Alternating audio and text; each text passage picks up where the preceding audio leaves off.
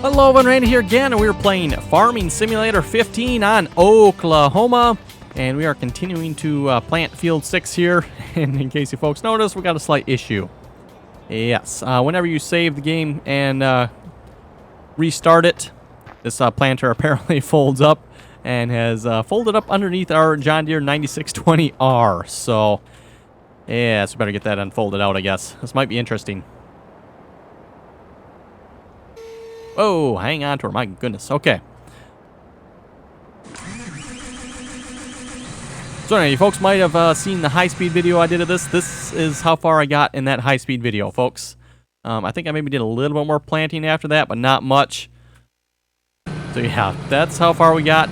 That was probably, I think that was 45 minutes of real-time video there, folks. So for you folks wondering how long the actual real-time video was, that is how much real-time video there was, or how much real-time planting I did. Mind you, I was taking care of the trucks as well. We were still selling the canola there yet, but since then we have sold all the canola. The canola is gone, and we made, if we go to the, oh, I think I went too far.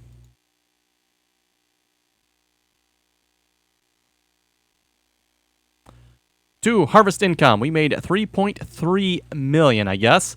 I'm not sure if that is just canola, folks, or if there was something else in with that. I don't think we actually made that much off of canola, but that is what it is saying here for harvest income. So we'll go with that number, I guess. It was somewhere in the, I think it was closer to 2.5 million myself, folks, just from the numbers I was seeing. But it says 3.3 million there, so we got quite a bit of money from that. Obviously, folks, I was not able to sell all the canola within the 1 hour time period. Actually, I didn't even look, folks. What did the canola price go down to? Canola. Wow, folks, look at that. We were, what, 1,700? It's now down to 346. So, yes, way down. Also, corn is back up on the upswing here again, so that's why I'm planting corn. It might not maybe recover in time. I don't know. We'll find out. I can always leave it in storage for a while. Also, like I mentioned, folks, we'll probably be looking at wrapping up the map here pretty quick. I'm not sure how many more episodes yet, but we'll definitely be playing on this a little bit more yet. But we might not actually get to the point of maybe selling that corn, so I don't know. We'll see once here. Anyway, folks, you may notice, well, if I made 3.3 million, where is all that money? I've only got 1.1 million. Well, folks, off screen there, I have been a bit busy spending said money. We bought a whole plethora of things. So yeah, we got all kinds of things to check out here this episode, folks. I figured we'd start off with a little planting here, and then we're just going to kind of keep on moving. We'll probably just hire a worker here on the planter. Hopefully that'll work.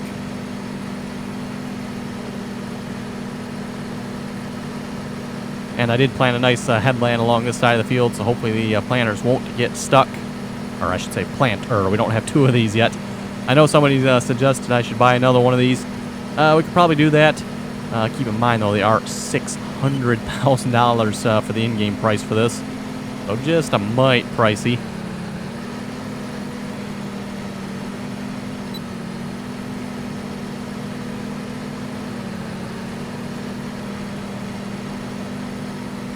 Plus, I don't think it'll actually take too long to finish planting this field either once we get going on it. Obviously, there during the high-speed video, folks, I was having to deal with the trucks. Speaking of the trucks, folks, we made some changes.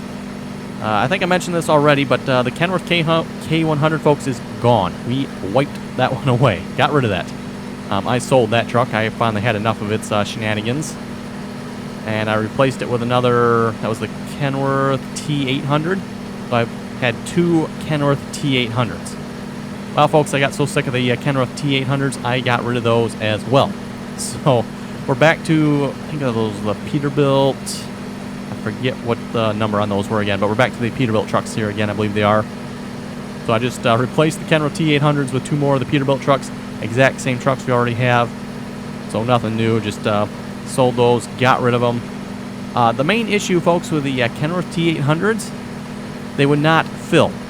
It would drive through the loading point for the canola. It would maybe pick up like 2,000 canola or something like that, and that was it. And usually only in the rear trailer, not actually the front trailer either. I tried changing things. I could not get it to work, folks. Finally, I got fed up with it. I just told them stop driving, and shoved them off to the side of the course there. And then, yeah, after we were done selling the canola, I ended up selling the trucks, got rid of them, and bought 2 more, like I said, of the Peterbilt trucks.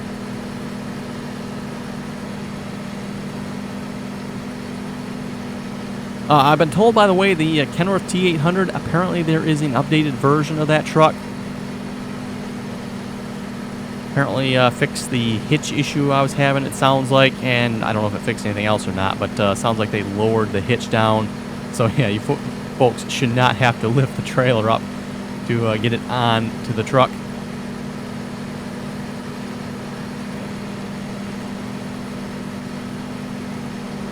Oh, what are we? Halfway down the field? Just about halfway down the field here, folks.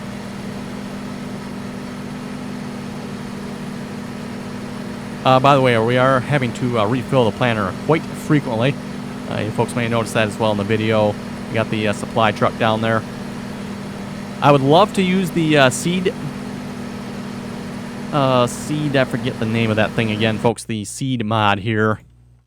Let's see if I can find it in a moment. I think is it under tippers? Oh, what is it under again? Ah, yes, it's under the seeders. Okay. Yeah, the seed tenders here, folks. I would love to use these, but they only hold 5,000. That's barely enough, folks, to even get us to one end of the field, hardly. Well, actually, it'll probably get us to the end of the field, but we'll have to be, like, filling up on each end of the field, so that's why I'm not using those. Otherwise, like I said, folks, I would like to use those. That are kind of cool, somewhat realistic as well, I guess you could say. But yeah, they just do not hold even close to enough seed to keep this seeder going.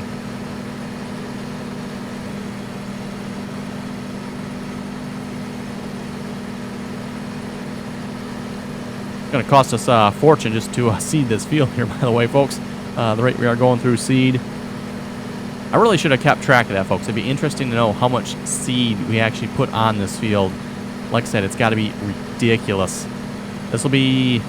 I think I've filled this planter 3 times now.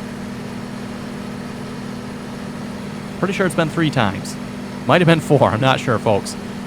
So that's, what, 10,000 seed each time I believe this seeder holds. So actually, it hasn't been quite empty each time either. I've been keeping the seed truck down at that end of the field. So with myself doing the seeding here, I've been trying to work it out. So I fill it up before I'm empty. That way I don't have to move the supply truck quite so far.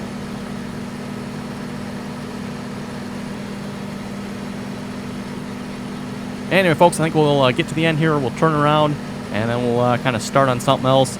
I've got a couple of things set up on some other fields as well. This involves some of the new equipment we got.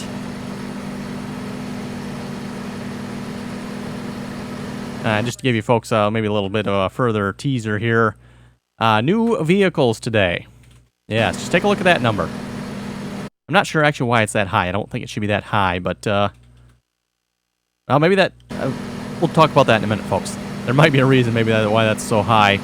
I'm not seeing another number on there that should be high as well. There should be something else on there that should be quite high, but I'm not seeing that. So it might be all under the vehicle group there. Not sure how Farming Simulator categorizes that for their finances.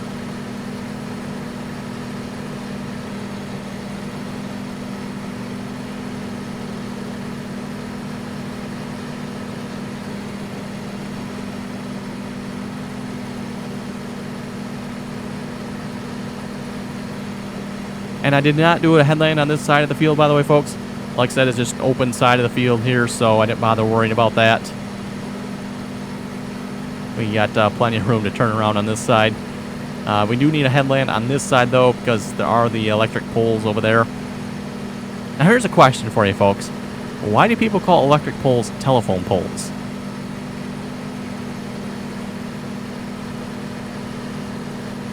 They're more commonly for electric. And actually, where I live, folks, it's actually becoming quite uncommon to see telephone wires on the electric poles. Most telephone wires nowadays are actually trenched in.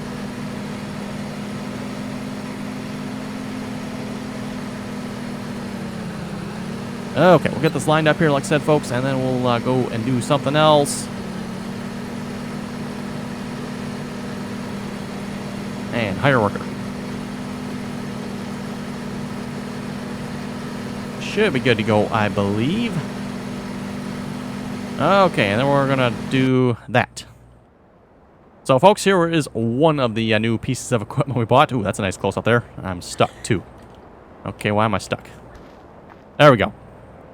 It's actually 2 new pieces of equipment. Well, actually, a total of 6 pieces here, I guess you could say, folks. We got 2 Challenger tracked tractors. These are the Challenger's MT875s. The dual tracks, and then a couple of Coon Cross cultivators with a Great Plains conditioner. Actually, one of these is not new. One of them is, one of them isn't. We already had one. I just bought another one for the other Cat Challenger. So we got 2 Cat Challengers. We're going to start cultivating on this field here. And then for a seeder, folks, I went ahead and bought, we got it sitting over here, we got the John Deere 9560 RT with the John Deere Air Seeder. I don't know if I've ever actually used this seeder single player, folks. I've used it lots and lots of times multiplayer, but I don't know that I've ever used it single player. So we're going to do that. Ooh, lots of fancy warning messages. Boy. Explosion risk, puncture risk. I don't even know what the third one there is. Looks like slicing, dicing action there. Oh, and electrical lines too. Okay, yes, yeehaw, folks. Better stay away from this one. Looks like it's going to kill you. So anyway, folks, like I said, John Deere 9560 RT with the John Deere Air Seeder. And that one does fertilize, by the way. So, kind of a nice little added benefit there. That is one thing I will note, folks, with this seeder here. You can actually tow the anhydrous tank behind it. The only thing, folks, as far as I know, there is no anhydrous tank wide enough that actually works with this. So, that's why I'm not using that. As far as I know, I think the widest anhydrous tank is 20 meters, I'd like to say. Maybe it's 15. I'd have to actually go look again, folks. But I think the widest one was either 15 or 20. And that seeder is 30 meters. So, yeah, it doesn't quite work out. Anyway, let's double check here. Is you still set up? Yes, you are. I'm using the hireable tools here. So he's got 1 lane offset. And then I'm doing a 15-meter headland as well. And I got him started off screen there so I could start right away. Otherwise, I was using the hireable tools there. We're going to get in each other's way.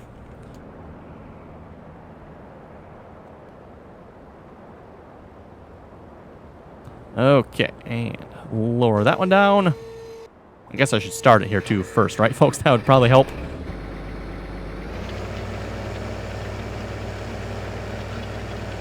There we go.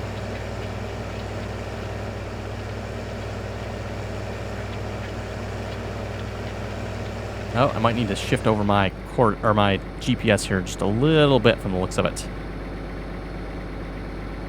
Actually, I'm not. Oh, that's why I'm not on the GPS. Okay. Let's try this again before I shift the GPS course over.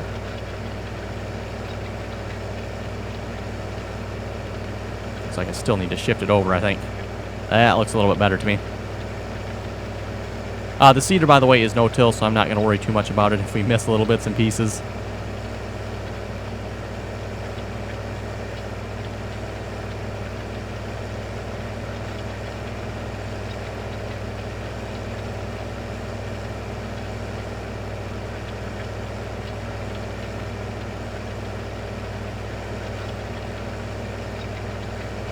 Which, of course, folks, brings up the question of no-till.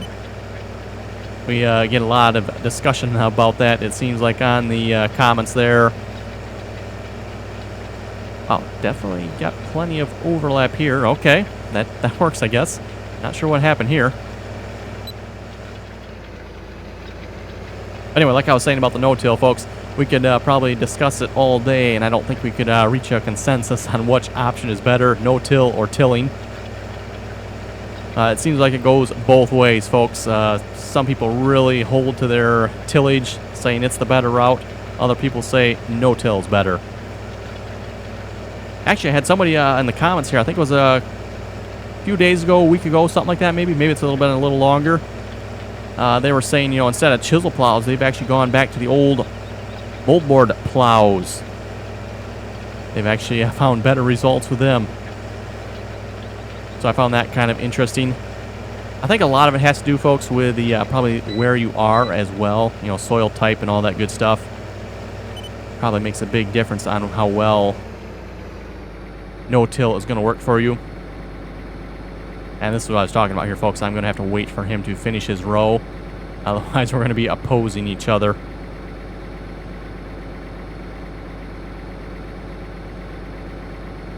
Either I'm cultivating faster, or just the fact that maybe he's gotten to the longer part of the field has slowed him down a little bit. Wow, I am going to have to shift my GPS over. Okay. Silly hired workers can't keep their line straight.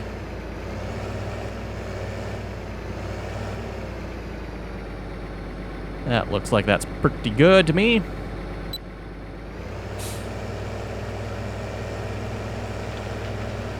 And again, like I said before, folks, this is like the most common setup for cultivation in my area where I live. You see some sort of field cultivator like this with some sort of finishing tool. You know, rolling harrow, something along those lines, kind of a clump buster, something to level it out. Very, very common to see this for tillage where I live. Speaking of tillage where I live, folks, pretty much everything is tilled. We do see a little bit of no-till, but a lot of the fields are tilled.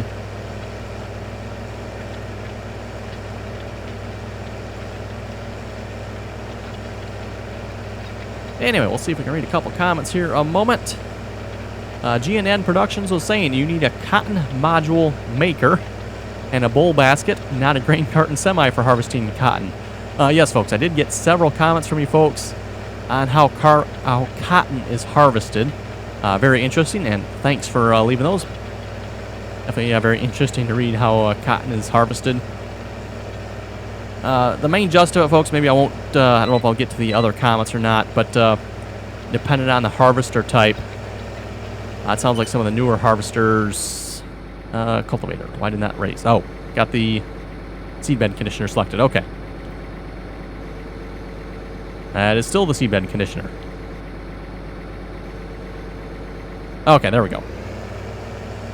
Went to raise the cultivator there, and it's like, okay, it did not raise up. Because the seedbed conditioner back there was raising up.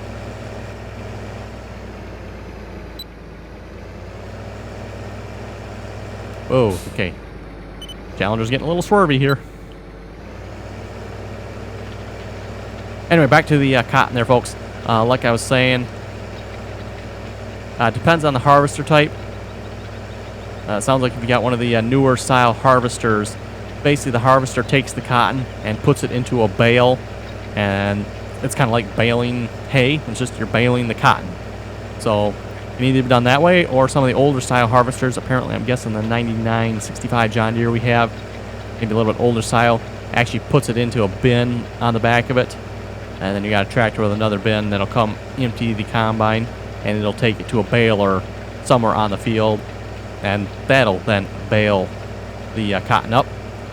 So cotton is pretty much baled, I guess you could say. And like I was asking there last episode, folks, I'm pretty sure you would not use a grain cart. Several people said the same thing. No, you would not use a grain cart to haul cotton, which I didn't think you would. That did not quite make sense to me. But hey, it works, and we need some way to do it. I don't think I've actually seen a official cotton bin transporter of any sorts that I know of. Elon was saying there's nothing wrong with case tractors. That's a debatable point there.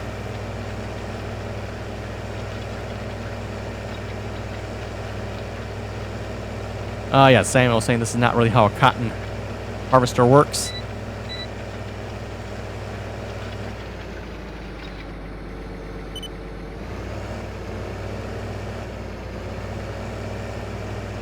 So far, we're keeping up with the other Challenger here pretty good.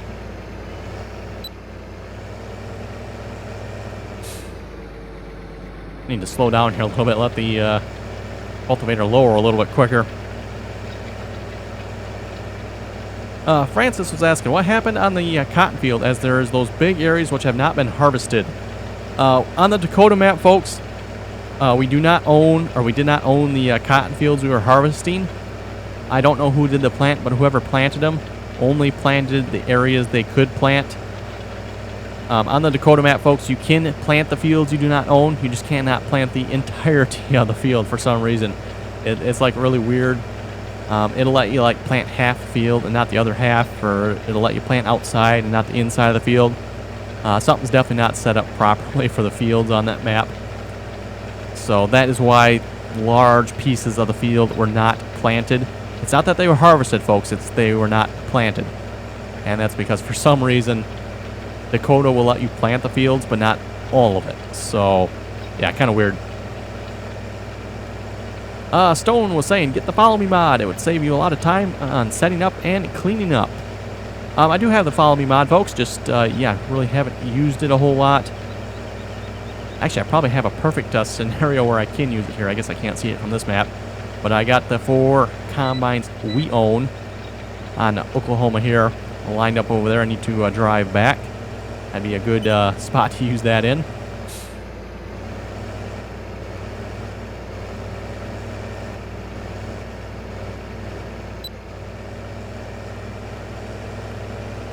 Oh, we're going to clear. Ooh, just cleared the Great Plains conditioner there. Oh, and I need to shift over a little bit. Should really try to figure out what width that hired worker is using there.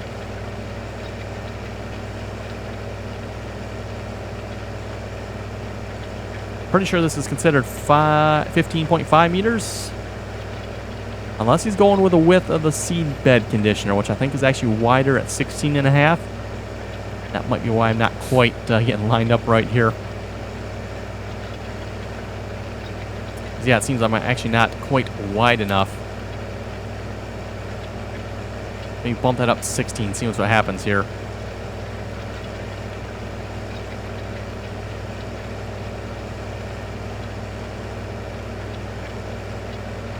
Just Enable Gamer was saying, great video. Thank you very much for that. Garrett said, nice video as well. Thank you for that.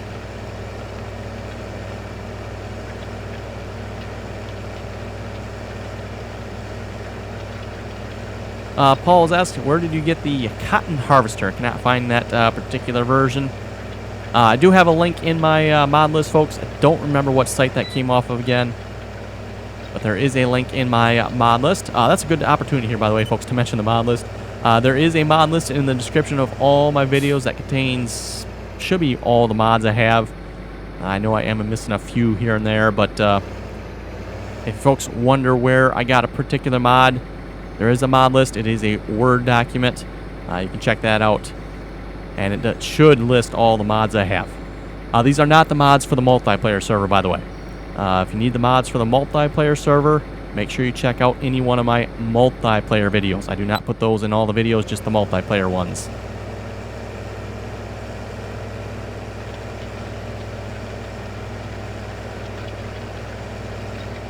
Okay, it looks like this is a little big yet.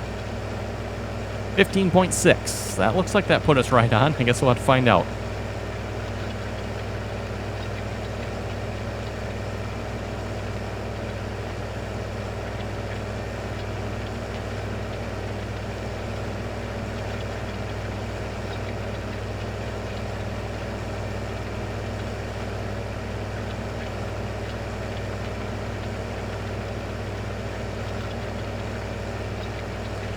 I just happened to notice the John Deere is finished. Yeah, he's probably out of seeds, isn't he?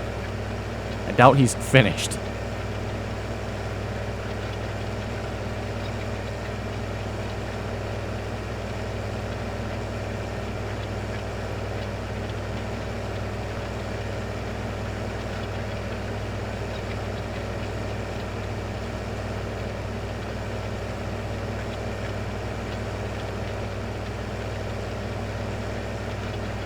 Tattoo is asking, are you selling the triaxles next?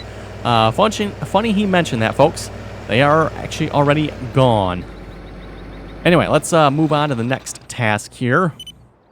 Yes, you're empty, aren't you? That's what I figured. So over here on fields 4 and 5. Yes, folks, fields 4 and 5. That's where some money went. I went ahead and purchased 4 and 5 here. And I also went ahead and purchased fields 7 and 8. So that's probably a combined $1 million total right there. And then, of course, not to mention the cat challengers there. The challengers were another... Actually, those are almost 1.2 million.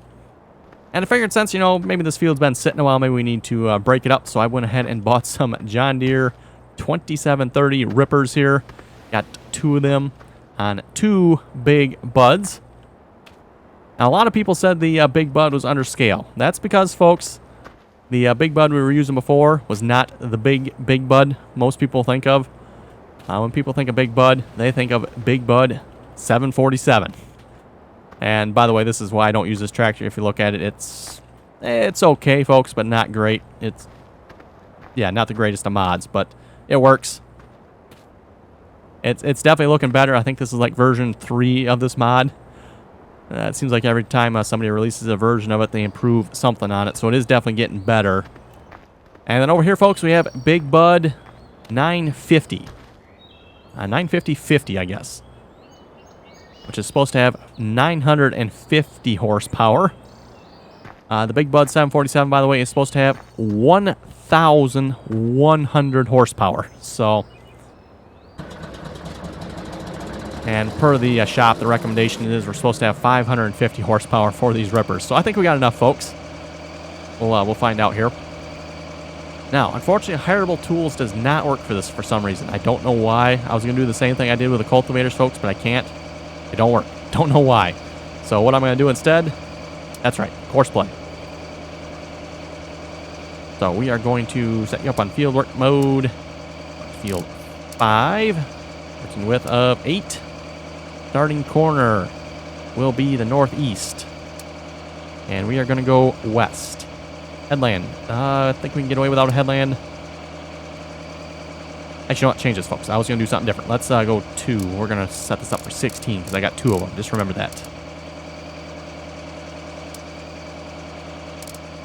Make sure we get the right width there. 16 meters. Okay.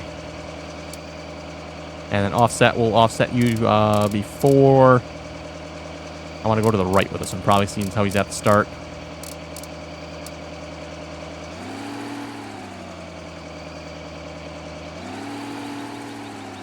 I should have put the start point here, right? Or did I do something wrong? This is... Yes, that would be the northeast corner, right?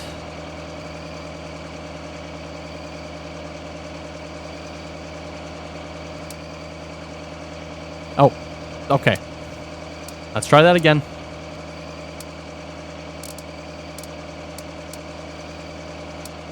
There we go. Okay, we'll just tell him nearest waypoint. Hopefully he will go.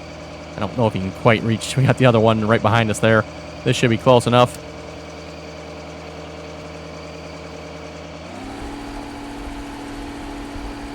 I don't know if there's really a reason to save this or not. I guess we'll save it. This is field 5. 16-meter plow. I'll just put 2x on the end. That way I know I got to actually have 2 cultivators, or 2 plows anyway. That's a really nice looking plow texture. I don't know that we've done any plowing on this map, to be honest with you folks, yet. So I think this might be the first time I've seen it. It actually looks really nice.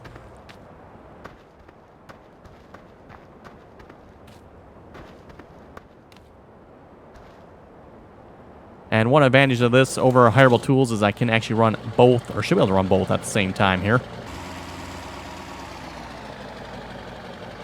Get an off, or calculated width here, 8.2. We're going to put you down to 8 because we want the same one. 0.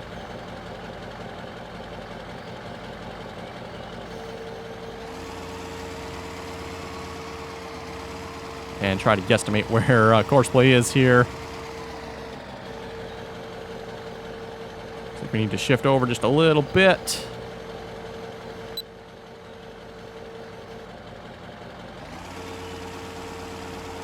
Oh, we're going to need some four-wheel drive.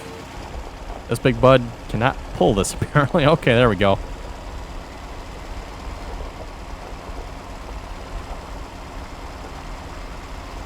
Well, we're just a little bit there from the looks of it. Looks like we're a little bit too far that way.